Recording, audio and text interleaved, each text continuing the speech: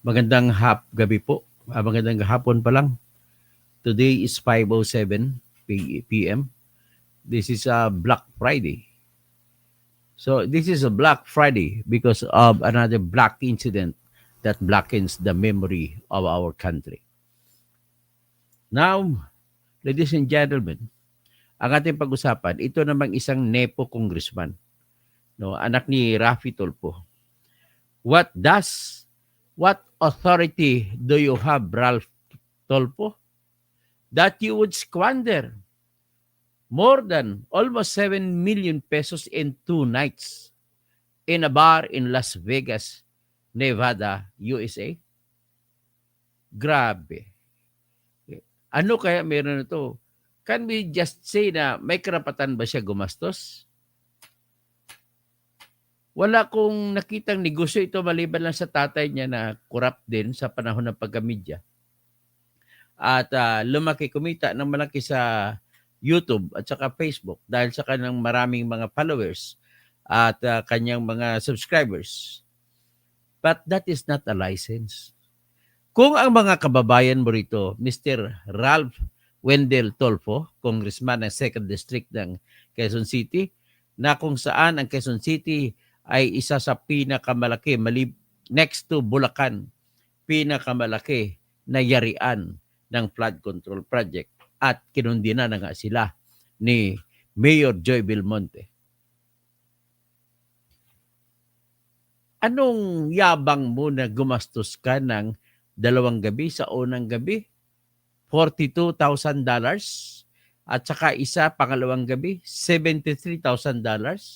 And to sum it up, it is equivalent to almost 7 million pesos.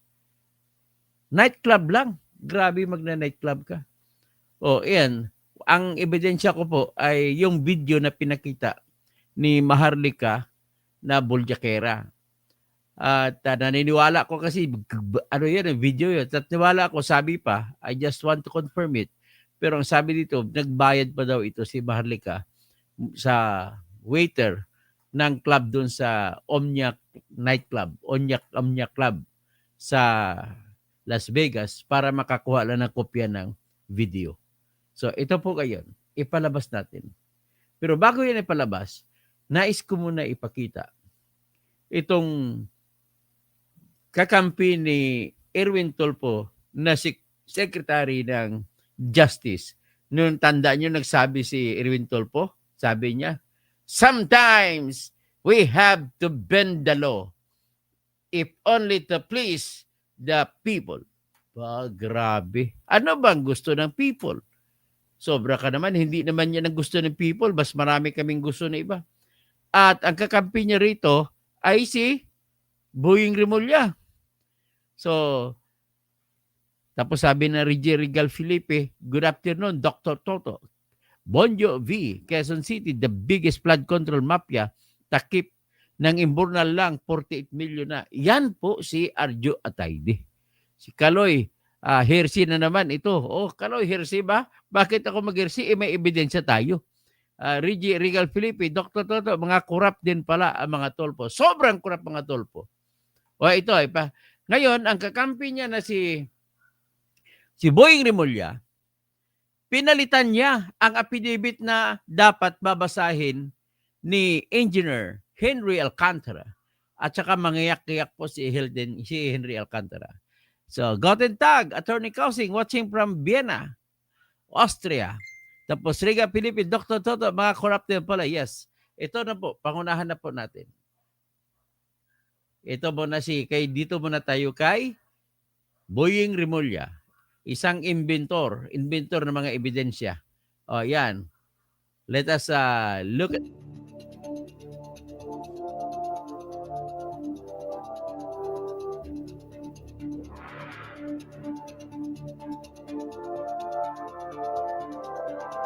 Masdan ang papel na inabot ni Boying Rimulya kay Alcantara, Engineer Alcantara.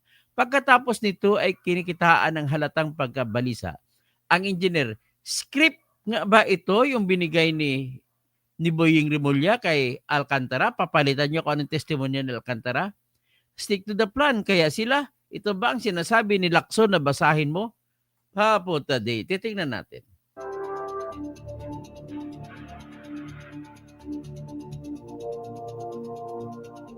Ano natin?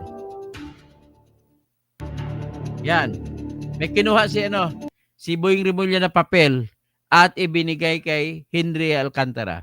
Yan yung pinababasa. Tingnan mo reaction, Asar si Henry Alcantara, Wala siyang magagawa kasi ginawa siyang state witness. Kung ayaw basahin yan, hindi kita gagawing state witness. Yan ang mensahe niya. Yung reaksyon na dapat sana. Nagtabo naman na. Yan mga kakampi ng Tulfo. Yan si Boying nang tinanong ni Erwin Tulfo. Sometimes we have to bend the law in order to please the people. Di ba? Ano masasabi mo, Secretary Rimulya? Sabi naman Rimulya, yes. Ay, nako. Good evening po, Racket, dyan sa Cebu. So, Perni Pinto Sr., Laban, Kabayan Bunyog, okay, Rigi Rigal Felipe, Dr. Toto, kung naging ombudsman si Buboying, kaya ba niya maipakulong si Inday Sara? Ay, iba ng usapin yan. Nathaniel Bruce Cabidog, lakas ng loob, gumastos ng Tulfo na yan. Yan. So, Bernard Magtibay, fire. Okay, ito na. Tignan na natin kung ano ang ginagawa ni ginang mga Las Vegas lifestyle ng mga Tulfo. Ito, hiramin ko muna to, Miss Maharlika, ha? Okay, yung inyong video. Ito.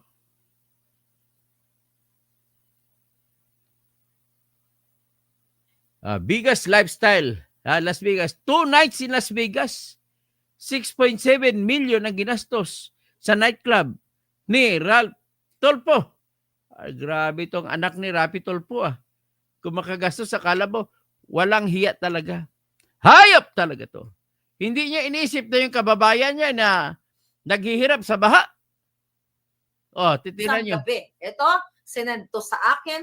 Ito ay pinost ng anak ni Tulfo sa kanyang story sa Instagram. At ito ay naganap noong December pa ng 2024. Pakinggan niya ito. Yan, tingnan nyo. Okay. Si Ralph Tulfo, pumipirma sa club. Okay. Pumipirma sa cheat. Okay, tagalin natin yung tugtog. Ano po ito ang pinapakita ko sa inyo? Ang cheat yan, cheat. Ayan. Yan, 42,000. Okay? It takes time para makita nyo yan Okay? Yan ay ang pinapirmahan nung yung asawa, yung anak Pinapirma ni ng Tulfo waitress. na representante ng ACT Party List. Yan po ay sa bar. Tingnan mo na, hindi po ACT Party List siya. Representative po siya ng Quezon City 2nd District. Las Vegas, Nevada, noong December, I think 30, I'm not sure kung 29, 30, 31. Basta New Year yan, mga pabalangga. Pa-celebrate ng New Year. At, wait a minute. Tingnan natin dito. Okay. Here we go. No. Ngayon, ito, ni-screenshot natin, Pakita ni mga kababayan. Ni Maharlika. Okay, here we go. Ito yan, ang pinirmahan niya. Ang pinirmahan niya ay worth how much? Here we go. Okay. Nakita niyo ba yan? Diyan, pinlaki, okay, 42,000, no? natin. 42,605. Nakita niyo ba kung magkano yan? Okay, yung resibo na yan, screenshot nyo na. Okay, yan po ay pumunta sila sa kasama yung kanyang kapatid, yung anak ni Tulfo na lumalaylay na yung suso, parang abot hanggang lupa, 'di ba? Kung makapag-flex sila ng kanilang mga mamahaling bagay. So ito muna tayo, ibalik natin ang isang video, this one. Ulitin ko Okay. Oh wait. Ito ba 'yon? Wait lang.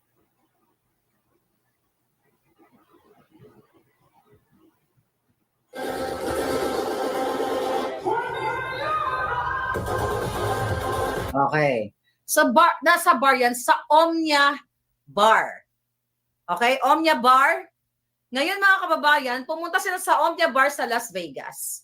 Kung mapapansin ninyo, ang pinirmahan niya dyan, ang binayaran niya sa isang gabi ay 42, ayan na, nakita niyo, 42,000, teka, pinalakayan ko yan eh. Ito. 42,000 sa isang 605 US dollar. Nakita niyo? Remove ko lang. Ito yan, yung pinirmahan niya. Nakita niyo? $42,605 sa isang gabi lang. Sa isang bar lang.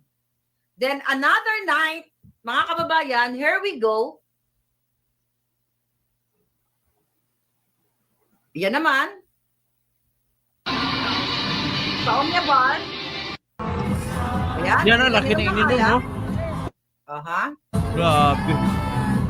Masiba talaga. Okay, ayan yung kapatid niya. Okay, kapatid niya. Ayan, nakita ninyo? Nasa Omnia Bar sila. Umiinom ng pagkalaki-laking alak at ang pinirmahan niya dyan, mga palangga, andyan din yung si Tungol. Ayan, no? Andyan din yun. Sino yung mga yan? Ito, na asawa niya, mister niya. Ayan, nandyan din yung Tungol. Sa story niya yan eh. Sa story niya yan, then, play natin ulit. Play natin. Okay. Sa Omnia, sila ayun yung Tungol, yun, yung asawa ng anak ni Tulfo na yung suso abot hanggang lupa. Ayan, di ba? Ang laylay ng suso at, kasing laki ng elepante. Alright, tignan mo. Ayan, atik, mga nag-work yan dyan. So, ayan, ang binayaran dyan ay 73,000 US dollar. Okay, ayan. Ayan yung siya. Murilo niya, maganda. Okay, 73,000 US dollar. Ito yan, mga kababayan. Kita nyo? Ay, wait, tagalin ka to. 73, nakita nyo ba ang presyo? 73,000. Mamaya post ko to sa Facebook at dyan sa YouTube natin. Okay? 73,000. Isang gabi lang yun. Okay? Isang gabi lang to mga kababayan. Isang gabi ang ginaso sa Las Vegas, Nevada dito sa Omnia Bar. Omnia Bar, it's like a night, parang bar, It's a night, it's a what do you call that? It's a night party. Ang ginagawa nila, tapos gumastos sila ng ganon kalaki, pumirma itong representante ng ACT Party List.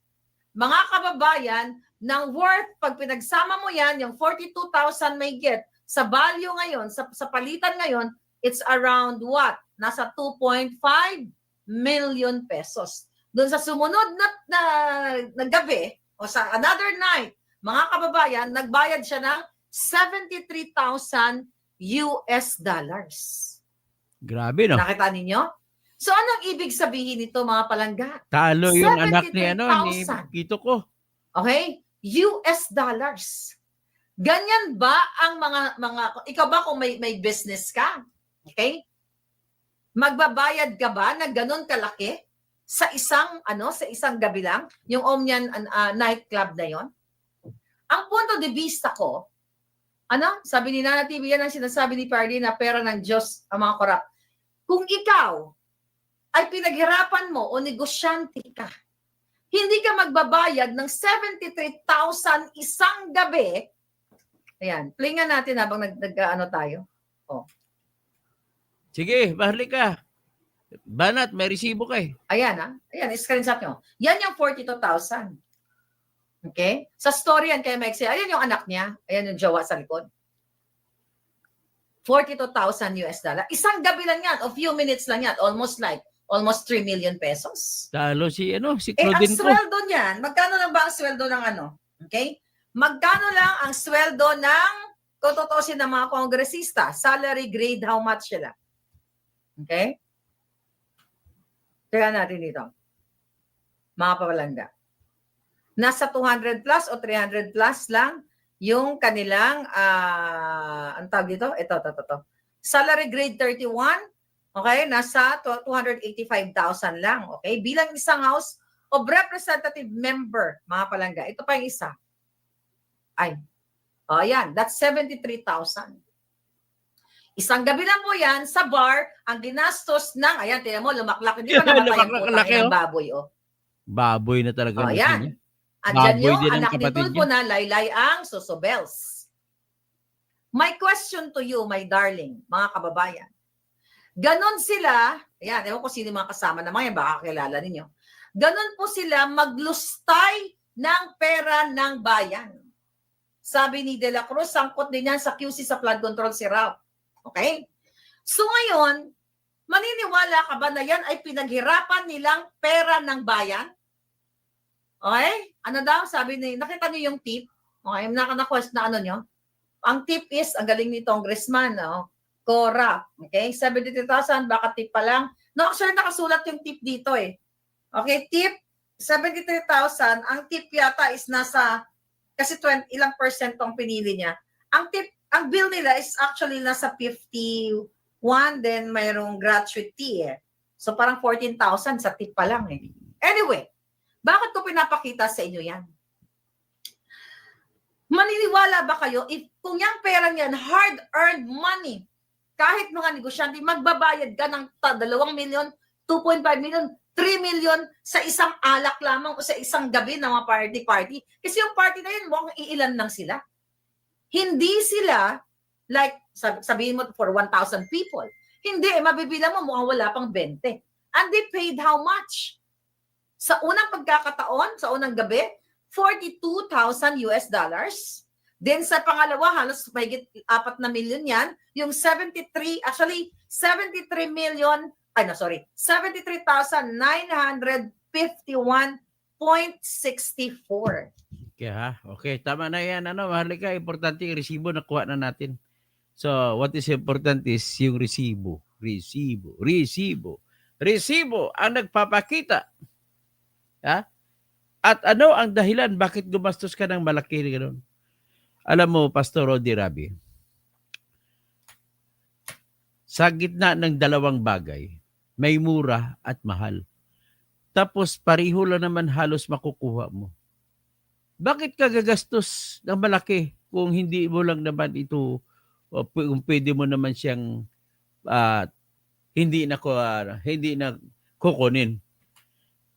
Ito po ay indikasyon, Pastor Rodi Rabi, ikaw po ay pastor. Itong ugaling ito, nagagasta ka ng 6.7 million sa 2 gabi sa night bar. Ano bang makukuha mo sa bar?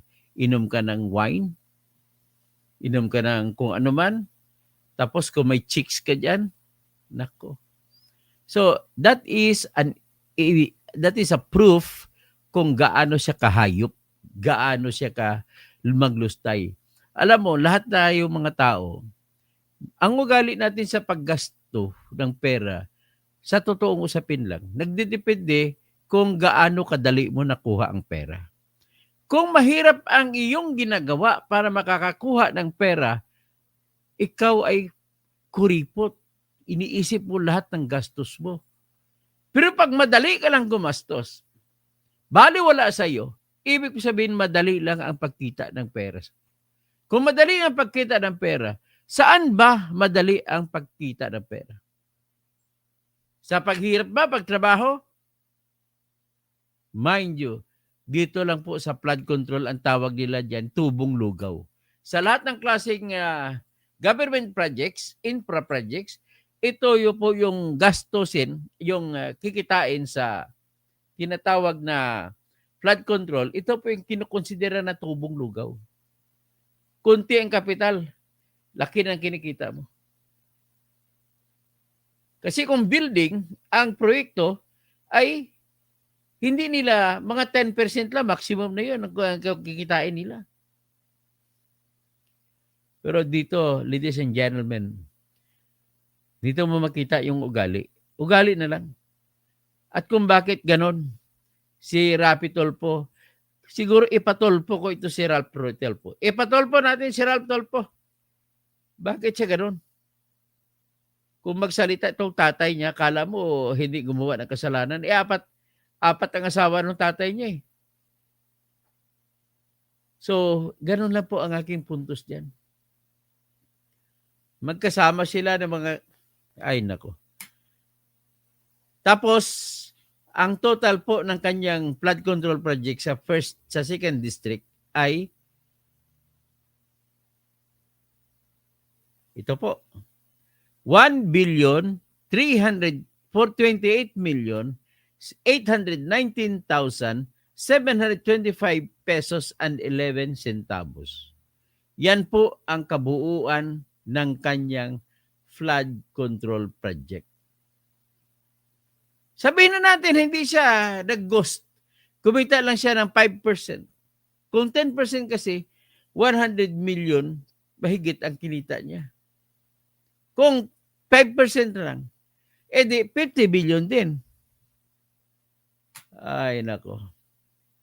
So, lahat po na tulpo, kahit isabaw pa si Ben Tulpo na pinagpagalitan kapatid niya, ay mga kurap ko sila lahat. Kaya, please lang, wag na kayo maniwala sa mga tulpo niyan. Dinadaan-daan sa galit-galit sa lakas ng boses. Kuripot ano naman yan, ang tawag niyan, puro kurap naman. So, ano pa bang iba na masasabi nila natin kay Ralph Tulfo? Si Ralph Tulfo ay hindi ko alam kung bakit nanalo pa ito. Kayo mga taga Second District ng Quezon City, bakit yung pinapanalo pa ito? Okay, sa susunod ko na, hanggang dyan lang naman at dinaamo ng ang vlog mo natin patungkol kay Tulfo. O Kevin Jan, kumusta dyan sa Jangkas? Oh, mayroong expose dyan si Rapi Tulfo. Dyan sa yung underground na kalsada dyan. Yung may tawag nito? Underpass. Sa Jensen, sa may harap ng Jollibee, sa may galing sa Bulaong Terminal. Kevin Jan, pwede mo ba kunan ng ano yan? Pwede mo ba kunan ng video yan tapos padala mo sa akin? Mag-video mga tag 1 minute, 1 minute o 2 minutes, 2 minutes para makapasok sa akin, padala mo sa akin. Iba-vlog natin yan. Ay, nako. Si Pastor Rudy Rabi, kailangan imbestigahan yung mga tulpo na yan. Kevin, sa isampahan siguro sa Ethics Committee, tama ka. Gawan ko na lang sa Ethics Committee ito. Kevin Jan, grabe, laki ng pera na nilustay ba? Kahit sino negosyante, naghinayang gumastos. Kalain mo, 6.7 million, 2 gabi. So, drawback Febran, yung buong pamilya na. Bonjo G, kung legit na pera, hindi ka matagtatapon ng kahit 6 million. Oo, kapag yun ay pinaghirapan mong pera, hindi mo talaga itatapon ng gano'n. Delphin Ruas, baka, Ready Rabi, saan kaya galing ang ginastos nito? Sa flood control po. Dinala sa Amerika, tapos ginamit po niyan ay bangko. So, tanggap naman kasi kahit saan ka sa mundo, dala mo lang debit card mo, tatanggapin na yan. Helen Vergara, puro marami ang bulag na ninakaw. Kasi naranasan ko yan, pumunta po ako ng Saigon, Vietnam, GCash lang pinambayad ko sa mga lahat ng bilihan doon. Okay na. So, tapos sabi ni Regine Ford, 90% ng congressmen nakaupo dahil sa pera, hindi para maglingkod sa bayan. Reggie Regal Felipe, Dr. Toto, anong update sa kaso na kay Tulfo? Okay, yung isa na isampa ko na po sa Senate. Isa man din natin isasampa yung tungkol sa pagka-ombudsman niya. Naging congressman lang, kaya gumastos ng ganung kalaki. Jocelyn, tapos kung makasigaw-sigaw mga Tulfo, kala mo malinis. Two-stroke V6S92. Good afternoon, Dr. Toto Kausing. Puring Oniak, Pamilya Tulfo, ginawang gatasan ang Pilipinas. Lahat ginagamit ang kanilang posisyon sa gobyerno para yumaman, mga hayok sa laban. Bonjo V, Congressman Ralph Tulfo, 2nd District. Yung flood control nagwawala, saan ang ginagawa? Yung huwag ipatawag si Kong Yap, Romualdez at ko, nakakahiya naman sa kanila. Primo Junior, DA, asan, resibo, puro pictures. Nakita mo na nga resibo? Ikaw talaga mga kakampi ng mga dilim. Primo JR, kakampi ka ng dilim. Nakita na nga resibo eh. Rodi Rabi, talaga pala magastos sa mga Tulfo. Fernando Rafael Fernandez Cuervo in Espanya. Oy, nandyan daw si Cainzo Recto sa Espanya. Baka nakita sila ni ni Saldico. Kasi pumunta si Saldico tsaka Romualdez. Grace Halimasa, Bon Jovi, tinalo anak ni Ko. Bon Jovi 2nd District ni Quezon City, 25 flood control. Hinanap ni Mayor J kung saan ginawa, hindi nakikita. Pastor Rodi Rabi, IZ, Rieza, galing sa flood control? Yes, it is. Jupao Gasol, naka-reverse pa yung video na yan, Sir Toto. Siyempre, kailangan i-reverse. Alam mo, balita ko to, binili ni Maharlika to sa waiter eh. Regine Ford, magandang hapon. Bon Jovi, sanay si Sylvester Tolpo, mag-bend ng law. O, yan. Bernard Magtibay, isumbong po natin sa RTIA, Rapid Tolpo in action. Sumbong natin ang kanyang anak. Bernard Magtibay, dapat po malaman ni Senator Rafi Tolpo, yan, para magawa niya ng batas. Erwin Hilda Trinos, nasa mukha naman ni Buing Rimulya at Pinglakso ng mga huda sa Pilipinas. Ano pa bang asahan ng Pinoy dyan? Nathaniel Bruce Cabidog, lakas ng loob, gumastos ng tulpo niyan. Siyempre, Reggie Regal Felipe, Dr. Toto, kung naging ombudsman si Bubuying, kaya ba niya ipakulong si Inday Sara? Nasa kanya na yan. Adrian Sabili, sabi po nila, kare-reverse video, sana may mag-confirm. Kahit i-reverse mong video, ganun pa rin. Kasi nakita mo, di ba, kanan, kaliwa ang kamay. Tapos Raket, good evening po, Dr. Toto. Bernard Magtibay, importante kahit i-reverse mo, ganun pa rin, nakikita mo pa rin ang ebidensya. So, what is important is, andun, nakita nyo. Si Kevin Jan, opo, meron dito sa underpass. Yan, pakikuha mo nga, natin yan, matagal na yan dyan. Pag umuwi ako dyan, yan ang laging matraffic. So, Kevin Jan, okay. Sige, Emilia Mercado. Kaya pala, sobra daktak na mga tolpo, mga magnanakaw din pala. AXIS kasama sa corruption. Erwin Capistrano, watching from Jose Panganiban, Camarines Norte. Mary Jean Enriquez, sobra na resibo, pinakita may video. Violet Brown, bakit po parang hindi takot ang mga tolpo kahit maraming nilabag sa batas? Indestructible. Rowdy Rabi, Erwin Capistrano, Idol Toto, mabuhay po kayo. Always present, watching from San Jose, Pagadiman, Camarines Norte. Salamat po, maray na hapon o maray na banggi sa mga taga Bicol. Tapos sa Maya Pabingi, sa mga kapatid ko dyan, ng mga kabalen. Sa Naimbag Rabim, sa mga kamsat ko. Masantos Silabi, sa mga kamag-anak ko sa Pangasinan. Masantos Silabi kay Jaime Aquino. Masantos Silabi kay Marmy Bautista. O Naimbag Rabim, kasi Ilocana si Marmy, principal ng school. Ano pang gagawin natin dito? Ito na po ang katibayan na talagang natatakot pa ako baka magrevolusyon na ito. Ladies and gentlemen, short lang. Alam naman natin lahat na kinatkong ang baha. Alam naman natin ang lahat na yung dalawa si Saldi ay napatunayan na sa pagsasalita niya. Mamaya magpapalabas ako nito. Yang ikaklaro ko lahat ng ebidensya, parang position paper, parang argumento ad baculum. Laban ka, And I will prove to the world na guilty base sa ebidensya si Saldico at saka si Romualdez. Talagang iyan lang tanging paraan kung sa panahon pa ng mga Bolshevik Revolution na pinatay ang lahat ng mga Romanov family na naghari sa Russia ng 100 plus years nung nagrevolusyon ng mga maralita sa Russia ay pinatay nila ang buong pamilya pati mga bata ng Romanov family dahil po sa corruption. Romeo de Gracia, ginigisa tayong lahat sa sariling mantika. Minsan pag pumayat na tayo, wala na tayong mantika makukuha sa atin. Ano pang gagawin nila? Josefina Von Reedy, watching from UK, mabuhay ka Sir Toto. Josefina Von Reedy, okay. Romeo de Gracia, Teofilo Lowenco, Maya Pabingi, Kaputol, o Maya Pabingi. So ngayon, ano na lang ang natin? Violet Brown. Bakit po parang hindi takot mga tulpo? So anong gagawin natin? Sabi ng Ilocano, Jack maawatan. Awanti kwartam. Sa baha na. Kaya siguro, i-share ko sa inyo yung kanta, na bagong kanta ng bagong kanta na binuo para sa saan na ba yung kanta na yun?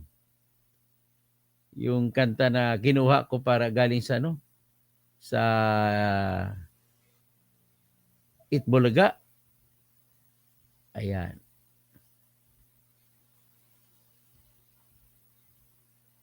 Hinahanap ko lang yung kantang yun. Hindi ko na makita.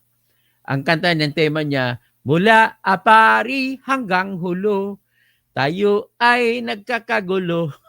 1,000, isang baha. Buong bansa, lubog sa baha. Yan ang napala natin kay Tito Soto. Bakit nyo pa binoto yan? Yung Tito Soto. Ay, nako. Sabi ni Benji Pasco, wow, Phil Amlo, Bender, Senator Tolpo, magtanong palagi sa staff lawyer mo. Fire, wala na talagang matino sa gobyerno. Ito, galing, ha? O, siguro naman, ang maganda naman siguro niyan, anong gagawin natin dito? Kakanta na lang natin ito ng WhatsApp. Tapos, 35 years of my life is still trying to get up that great big hill of hope for a revolution. Yan na lang. Revolution na lang talaga sa totoo lang. Revolution against corruption. Hindi yung revolution na madugo. Ha? At kailangan natin na magsisikapin ko. Please invite kayo ng mga tao na mag-join sa ating channel para kung makaipon na tayo ng 1 million o 2 million hanggang 10 million, hanggang 20 million. Pag tayo ng presidente, ako lamang po ang pag-asa ng bayan.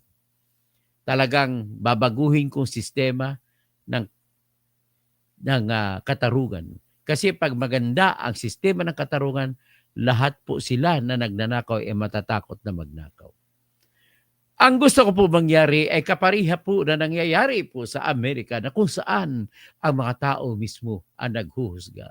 Bayan, tandaan mo po, sa lahat ng usapin patungkol sa bayan, kapag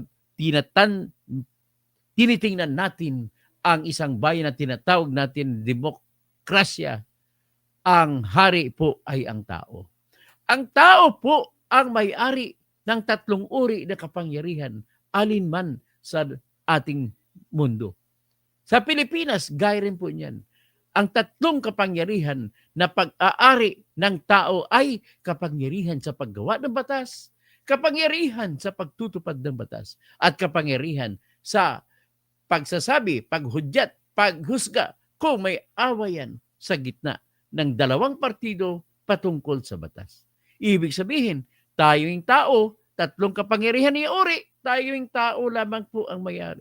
Kaya ka sinasabi sa Section 1, Article 2 ng ating konstitusyon, pagkatapos ng preamble na nagsasabi, the Philippines is a republican and democratic state. Sovereignty resides in the people and all authority emanates from them. Lahat po na kapangyarihan na simula sa atin. Paano natin ginagawa? Tayo mga mamamayan, ginaganap natin ang kapangyarihan sa paggawa ng batas sa pamamagitan ng paghalal ng ating mga congressman at mga senador na problema naman natin ay hindi natin gagampanan ng tama kasi mayroong iba sa atin na tumatanggap ng pera para lamang isuko ang inyong kapangyarihan. Meron namang iba sa atin na kahit binuboto nyo ang tama ay nawawala sapagkat po ang ating halalan ay talagang chinugi ng kumilik kagaya ng tao na kagaya ni Erwin Garcia. At ganoon din po, ganun ang ating karapatan sa mga tao. Kapangyarihan, hindi karapatan, kundi kapangyarihan sa pagpapatupad ng batas ay tayo po ay naghahalal ng ating Pangulo. Naghalal ng ating Pangalawang Pangulo, naghalal ng ating mga gobernador, naghalal ng ating mga vice-gobernador, naghalal ng ating mga mayor, vice-mayor, at mga kapitan kung sa pinakamaliit na unit ng ating pampamahalaan. Tama. Ibig sabihin, nandyan na, ginaganap natin ang kapangyarihan sa pagsagawa ng batas sa pamamagitan ng pagboto ng manggagawa ng batas at magbuboto ng magpapatupad ng batas. Pero mayroon ba tayong pagganap sa ating kapangyarihan sa paghusga? Wala. Kasi ang ginagawa po, tinatalaga lamang ng presidente kung sino ang magiging judge. Dapat tayong mga tao ang magiging judge. Kaya nga kung ako po ang magiging presidente, gagawin ko po na ang tao na mismo ang maghusga. Ibalik sa tao ang kapangyarihan sa paghusga. Kagaya po sa ginagawa dun sa United States of America, na kung saan ang mga jury na binubuo ng tao na pinili sa komunidad ang sila ang maghuhusga sa bawat paglilitis at sila rin ang huhusga kung talagang guilty ang isang tao o hindi. At base sa karanasan ng Amerika, mula noong July 4, 1776, nang itinayo ang United States of America, hanggang ngayon, napakabilis nila lumago. At wala nang ibang pagtatalo na bansa kung pag-usapan ay paglalago sa ekonomiya o iba pa man usapin. Ito naman ay sapagkat maayos at matatag at matapang ang sistema ng katarungan nila. Doon mo lang masasabi na totoo po yung kasabihan na no one can escape the long arm of the law. Pero sa Pilipinas, wala po yan. Lahat po ay nabibili. Babayaran mo lang. Lahat dito, pati judge nabibili. Pasensya na kayo mga justices sa Supreme Court. I am not holding you in contempt, but I'm only telling the truth. That nobody, you can ask many Filipinos, more than half of the Filipinos ay nagsasabi, sigurado ako, pustaan tayo, na magsasabi wala silang tiwala sa ating sistema ng katarungan. Ganun po yun. Kaya ako po, kung marami tayo, kung meron lang akong paraan, kung ako'y naging presidente, ibalik ko yung sistema na ang tao mismo, hindi ibalik ko, gagawin ko yung sistema na tao mismo ang magiging huwis sa lahat ng usapin. Kahit po sa ombudsman, ilagay ko yung mga tao na mismo maghusga sa bawat kaso. Kaya pag ako nalagay dyan, sinisiguro ko po, hindi ito bero, hindi ito pagyayabang. Pag ako ay naging presidente, sa totoo lang, 6 na buwan, ubos ng corruption. Magandang gabi po sa inyo. So, Hermes Poliusco, good PM po. Greenheart, Dr. Kausig, totoo po ba na BFF mo na si Enzo ay nandun sa The Hague? At hindi, ang alam ko kanina, nandun siya sa yung post niya sa Spain. Pero tingin ko baka nandun na siya baka napunta sa The Hague. Kasama si Trililing. So, if you want to become the president of the Philippines, you got to trust our government and system. No, trust the people, not the system. So, hindi wala ko na may tumatawag lang, sasagutin ko. Dali lang ha. Hello, Leo. Nagla-live ako sa ngayon eh. Tawagan kita mamaya, ha? Okay. Tumawag lang isang kaibigan may gustong i-report. So, Charlie Whiskey, Toto for President, Kent Binel, Bintukan, Attorney, ang pera na pinaghirapan, napakahirap gastusin. Andrea Gueco, watching from Singapore. Rogen Balukanag, mabuhay ka, Attorney Toto. So, ngayon, sino pa? Pandi Coco. Ay, sarap ng Pandi Coco. Pag maulan, lalo na ngayon maulan. Romel Diamampo, Sir Toto, tanong lang, pwede bang makasuhan si Iso Jerimula si sinasabi niyang yes, sir? Yes! I will file a case against him. I will, after this, gagawa po ako ng opposition laban sa kanya. Rodi Rabi, matatakot po na po ako, Dr. Tausing, baka mangyari sa corrupt na nangyari sa Romanov family sa Russia. Ay wala po tayong magagawa. Dapat ang mga pamilyang corrupt patayin, ubusin pati mga bata. Kaya pag mahuli, pwede na papiliin ko kayo. Gusto niyo patayin lahat ng Marcos? Patayin nyo. Lahat ng Duterte? Patayin nyo. Lahat ng Gloria Macapagal-Arroyo? Patayin nyo. Sino pa? Lahat ng mga Tolpo? Patayin. Kasi po, ang hirap na po ng matatanggal yung tinatawag na kultura ng nasa dugo na yan. Lumalatay na sa dugo nila. Pero hindi ko yan lang yan.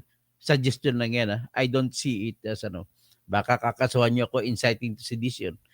Benji Pasco, wow, Phil Amlo, Benders. Sige, andyan na muna, no?